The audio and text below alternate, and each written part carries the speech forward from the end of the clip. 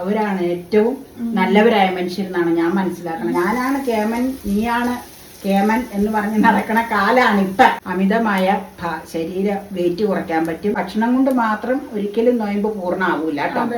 Benz കാറിൽ വന്നപ്പോ അപ്പൊ ഞാൻ പറയാൻ വന്ന എന്നാന്ന് വെച്ച് കഴിഞ്ഞാൽ, നോമ്പ് കാലത്ത് ഇങ്ങനെ വ്യത്യസ്തമായ രുചികളൊന്നും പരീക്ഷിക്കാൻ പറ്റിയ ടൈം അല്ല. അത് ഞങ്ങൾക്ക് അറിയാം. ഇച്ചിരി കഞ്ഞിയും പയറും, ഇച്ചിരി ചോറും, അല്ലെങ്കിൽ രാവിലെ എന്തെങ്കിലും കഞ്ഞിയോ അല്ലെങ്കിൽ എന്തെങ്കിലും പുട്ടോ ഇഡലി എന്തെങ്കിലും ഒക്കെ ലൈറ്റ് ആയിട്ടുള്ള ഭക്ഷണമൊക്കെ കഴിച്ച് ആത്മീയതയിൽ ഇരിക്കേണ്ട സമയവും നല്ല രീതിയിലുള്ള ചിന്താഗതികളും പ്രവൃത്തിയൊക്കെ ആയിട്ട്, അത് ജീവിതത്തിൽ നോമ്പുകാലത്ത് മാത്രമല്ല, എപ്പോഴും നല്ല രീതിയിൽ ചിന്തിക്കുകയും നല്ല പ്രവൃത്തിയും ജീവിതത്തിൽ ചെയ്തു കഴിഞ്ഞാൽ എപ്പോഴും നല്ലതായിരിക്കും. ഒരു ചെറിയ മെമ്മറി എല്ലാവർക്കും നമ്മളിലുണ്ടാവും. അല്ലാണ്ട് ഞാനാണ് കേമൻ, നീയാണ് കേമൻ എന്ന് പറഞ്ഞ് നടക്കണ കാലാണ് ഇപ്പൊ. അത് ഞാൻ പൊതുവായിട്ട് പറഞ്ഞാട്ടോ. ഒരു മനുഷ്യരും പരസ്പരം അങ്ങോട്ടും ഇങ്ങോട്ടും അറിയൂല, പരസ്പരം മിണ്ടൂല. അങ്ങനെയൊക്കെ ഒരു പണ്ടത്തെ പോലെ ഒരു കൂട്ടായ്മ ഇപ്പൊ ആർക്കും ഇല്ല. അപ്പൊ അതൊന്നും പാടില്ല. നോയമ്പുകാലത്ത് മാത്രമല്ല, എല്ലാ സമയത്തും നമ്മുടെ പരിസരവാസികൾ നമ്മളോട് അറിയാത്തവരോട് പോലും നമ്മൾ നല്ല രീതിയിൽ പെരുമാറാൻ പഠിക്കുക. അപ്പൊ അങ്ങനെയൊക്കെ ചെയ്യണ്ട. അപ്പൊ ഞാൻ പറഞ്ഞു വന്ന എന്നാന്ന് വെച്ചാൽ, നോമ്പുകാലത്ത് ഇങ്ങനെ പരീക്ഷണം നടത്താൻ പറ്റിയ ഒരു സമയമല്ല. പക്ഷെ ഈ കുക്കിംഗ് ചാനൽ നടത്തണ സ്ഥിതിക്ക് ഞങ്ങൾക്ക് എന്തെങ്കിലുമൊക്കെ ഡിഷുകൾ ചെയ്യാതെ പറ്റൂലല്ലോ.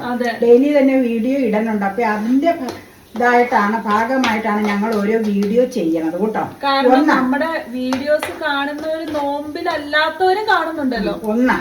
രണ്ട്, നമ്മള് നോമ്പ് ഭക്ഷണത്തിലൂടെ മാത്രമല്ല വർജിക്കേണ്ടതെന്ന് കൃത്യമായിട്ട് ഞങ്ങൾക്കറിയാം. ഞാൻ അതിനു മുമ്പ് അതാ പറഞ്ഞ, നല്ല പ്രവൃത്തിയും നല്ല മനസ്സും നല്ല ഇതുമായിട്ട് ജീവിച്ചു കഴിഞ്ഞാൽ എപ്പോഴും നല്ലതായിരിക്കും. അത് നോമ്പിൽ മാത്രമല്ല, ജീവിതത്തിൽ മുഴുവനും അത് പകർത്തിക്കൊണ്ട് നടക്കാൻ സാധിച്ച അവരാണ് ഏറ്റവും നല്ലവരായ മനുഷ്യരെന്നാണ് ഞാൻ മനസ്സിലാക്കുന്നത്. ഞാനത് ജനിച്ചപ്പോൾ എൻ്റെ ഗ്രാൻഡ് മദർ എന്നോട് പറയണ കാര്യമാണ്.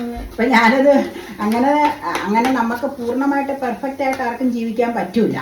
എങ്കിലും നമ്മൾ നല്ല രീതിയിൽ ജീവിക്കുക. പിന്നെ ഭക്ഷണം വർജിക്കണം എന്തിനാന്ന് വെച്ച് കഴിഞ്ഞാൽ, ഈ ഇറച്ചി മീനും ഒക്കെ കൂട്ടണം കുറച്ച് വർജിച്ചു കഴിഞ്ഞാൽ നമ്മുടെ ശരീരത്തിൽ അമിതമായ ശരീര വെയിറ്റ് കുറയ്ക്കാൻ പറ്റും. പല രീതിയിലുള്ള ഗുണങ്ങൾ, ഇപ്പൊ പല പ്രശ്നങ്ങളും രോഗങ്ങളും ഒക്കെ ഓരോരുത്തർക്കുണ്ടല്ലോ. അതിനൊക്കെ ഒരു നിയന്ത്രണം ഇടാൻ പറ്റൂന്നാണ് എനിക്ക് തോന്നണത് കേട്ടോ. ഞാൻ എൻ്റെ അഭിപ്രായം പറഞ്ഞതാ.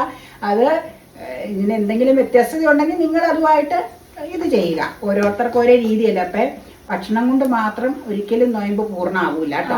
അത് ഞങ്ങൾക്കെന്ന് പറഞ്ഞാൽ, ഞങ്ങൾ പോണ പള്ളിയിലൊക്കെ വെള്ളിയാഴ്ച ദിവസം കോവിഡ് വന്നതിന് ശേഷം പിന്നെ കഴിഞ്ഞ പ്രാവശ്യം തുടങ്ങിയേക്കണേ, നോയമ്പ് തുടങ്ങിക്കഴിഞ്ഞാൽ 5 വെള്ളിയാഴ്ച ഉപവാസ പ്രാർത്ഥനയുണ്ട്. അപ്പൊ അതിലൊക്കെ ഒത്തിരി നല്ല പ്രമുഖരായ അച്ഛന്മാർ വന്ന് നല്ല സന്ദേശം തരാറുണ്ട് ഞങ്ങൾക്ക്. അപ്പൊ തീർച്ചയായിട്ടും നമ്മള് ഓരോ പ്രാവശ്യം കേൾക്കുമ്പോഴും ഓരോ പ്രാവശ്യത്തെക്കാളും മികവായിട്ടുള്ള ഓരോ അനുഭവങ്ങളാണ് നമ്മുടെ ജീവിതത്തിൽ നമുക്ക് പകർത്താൻ പറ്റണം. അത് ജീവിതത്തിൽ അതുപോലെ നമുക്ക് ഒരിക്കലും പകർത്താൻ പറ്റൂല. കാരണം പല തടസ്സങ്ങൾ അതിലുണ്ടാവും. ഒരു കുടുംബമായിട്ട് ജീവിക്കുമ്പോൾ അതിൻ്റെതായ പല കാര്യങ്ങളും ഉണ്ടാവും എന്ന് എല്ലാവർക്കും അറിയാലോ. എങ്കിലും കുറച്ചെങ്കിലും അവർ പറയണതൊക്കെ കാര്യങ്ങളും നമ്മുടെ ഉള്ളിൽ തോന്നുന്ന കാര്യങ്ങളും ഒക്കെ പകർത്തി ജീവിക്കാൻ പറ്റിക്കഴിഞ്ഞാൽ നല്ലതായിരിക്കും. പിന്നെ നമ്മൾ സാധുജനങ്ങളോട് നല്ല രീതിയിൽ, അതൊക്കെ ഞാൻ പറഞ്ഞില്ല, എൻ്റെ ഗ്രാൻഡ് മദർ ജനിച്ചപ്പോൾ പറഞ്ഞ തന്നെ കാര്യമാണ്. നല്ല രീതിയിൽ പെരുമാറുക.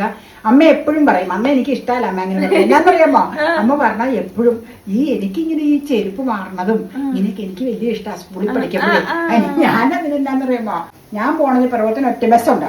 അപ്പൊ വല്യപ്പച്ചൻ എൻ്റെ അപ്പച്ചൻ ഇങ്ങനെ എനിക്ക് അതും ഇതൊക്കെ മേടിക്കണമെന്ന് പറയുമ്പോ പിറവത്തിന് മേടിച്ചോളാൻ പറയൂ കേട്ടോ. അപ്പൊ എൻ്റെ ഒരു കൊച്ചപ്പൻ പിറവത്തും ഉണ്ട്, പിറവത്ത് താമസിക്കണ്ട. അപ്പൊ ഞാൻ മേടിക്കുന്നതിന് മുമ്പ് അവിടെ കയറൂല, ഞാൻ ഈ ബസ്സിൽ അങ്ങ് പോയി സാധനങ്ങളൊക്കെ എനിക്കിഷ്ടമുള്ള മാല, കമ്മല്, ഇങ്ങനെയൊക്കെയുള്ള സാമഗ്രികളൊക്കെ മേടിച്ചേച്ച്, ഇപ്പൊ മാലയൊന്നും ഇട്ടിട്ടില്ല കേട്ടോ, ചുണ്ടുകൊണ്ട് മേടിച്ചേച്ച്, എനിക്ക് ചെരുപ്പൊക്കെ മാറി മേടിച്ചില്ലേ ഞാൻ. എന്നിട്ട് ചാച്ചനും കുഞ്ഞിയമ്മ ഇപ്പൊ മരിച്ചു പോയി. അവിടുത്തെ ഒരു മോനും അകാലത്തിൽ പോയി. ഒരു മോൻ മാത്രമേ ഇപ്പോ ഉള്ളൂ ഫാമിലിയായിട്ട്. മറ്റേ മോന്റെ ഫാമിലി ഉണ്ട് അവിടെ. അപ്പൊ അവിടെയൊക്കെ കയറി പിന്നെ ഉച്ച ഊണ. കുഞ്ഞമ്മ സ്കൂൾ ടീച്ചറാ. അപ്പൊ ഈ ശനിയാഴ്ചയൊക്കെ ചെന്നാലും വെക്കേഷൻ കാലത്ത് കുഞ്ഞമ്മയുടെ ഉണ്ടാവുള്ളൂ. ഊണും കഴിഞ്ഞ് വൈകുന്നേരം ആകുമ്പോഴാച്ച സ്കൂട്ടറിൽ ഇങ്ങനെ കൊണ്ടുപോയി വിടാം അവിടെ നിന്ന്. അപ്പൊ എന്നാന്ന് എന്റെ മനസ്സില് നിങ്ങളോട് തമാശ പറഞ്ഞ കേട്ടോ, ഒരു നേരം പോക്ക് പറഞ്ഞ. ഇപ്പൊ ചാച്ചൻ മരിച്ചു പോയി, എന്നാലും പറയാ ഈ സ്കൂട്ടറിൽ വന്നത് ഒരു ബെൻസ് കാറിൽ വന്നത് എന്റെ മനസ്സിലില്ല. സ്കൂട്ടറിന്റെ പുറയിലേക്ക് അങ്ങ് പിടിച്ചങ്ങ് ഇരിക്കാം. അങ്ങനെ ഏത് പറയാം, ഒരു 75-80 കാലഘട്ടം ഞാൻ പറയണത്. അപ്പൊ എന്റെ ഏജിലുള്ളവർക്കൊക്കെ ഊഹിക്കാം ആ കാലത്തെ എന്തോരം പുരോഗമനം നമുക്കത് കേരളത്തിലുണ്ടെന്നുള്ളത്. അപ്പൊ എനിക്ക് വലിയ ഞാനിങ്ങനെ പിന്നെ ബ്ലൗസും പാവാട അതിനൊക്കെ തുണി മേടിക്കാൻ പോണ എറണാകുളം. അതെനിക്ക് ഇവിടെ ഒന്നും ഇഷ്ടമല്ല. അതിന് അപ്പച്ചനും കൂടെ പോരും. എന്നിട്ട് പിന്നെ സാരി മേടിക്കാനും അങ്ങനെ ഞാൻ നേരത്തെ പറഞ്ഞിട്ടുണ്ട്. എറണാകുളം അന്ന് സ്ഥിരം പോണ കടയാണ് വെഡിങ് സാരി ഹൗസ്. സൗത്ത് ജംഗ്ഷനിലെ ഇപ്പോഴത്തെ ബിംബീസ് ഇല്ലേ, സൗത്തിലുള്ള ബിംബീസിന്റെ നേരെ ഓപ്പോസിറ്റ്. ഇപ്പൊ അവിടെ മെട്രോ വന്നപ്പോ അതെല്ലാം പോയി അവിടെ. ഒന്ന് പിന്നെ ജോസ് ജംഗ്ഷനിലുള്ള ജോസിന്റെ തന്നെ റോസ് ഫാബ്രിക്സ്, അവിടെ രണ്ടുമാണ് സ്ഥിരം കയറുന്നത്. അല്ലാണ്ട് ജയലക്ഷ്മി ശീമാട്ടിയോ ഒന്നും അല്ല. പിന്നെ സാരി ഉടുത്ത് ഫൈനൽ ഇയർ ഒക്കെ ആയപ്പോഴത്തേക്കും ശീമാട്ടിയിലേക്ക് പതുക്കെ ഒന്ന് പോയി തുടങ്ങി. എന്നാന്നറിയാമോ, എന്തെങ്കിലുമൊക്കെ ഫംഗ്ഷൻ വരുമ്പോ നല്ല സാരി മേടിക്കാനായിട്ട് ശീമാട്ടി. ജയലക്ഷ്മിയിലൊന്നും കയറുന്നില്ല.